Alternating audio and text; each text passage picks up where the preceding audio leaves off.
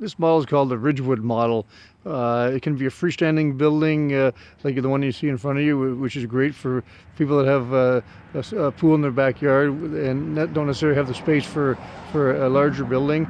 Now, this particular one you see in front of us is 12 foot wide, 6 foot deep, with obviously a 9 light door and a couple of windows. Or you can have it as a space-saving unit against the side of your house, or side of your garage or building. We'll look at one of those a little later. So let's go on and have a look inside this building here.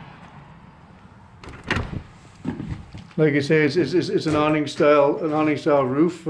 You got 7 foot studs at the front of the building, and you got 6 foot at the back to give you about a 2.5 12 pitch, which is great for snow load and so on and so forth. So, like I said, this is a 6x12. The floors are good and strong. 2x4 12-inch centers for the floor joists and 5/8 plywood.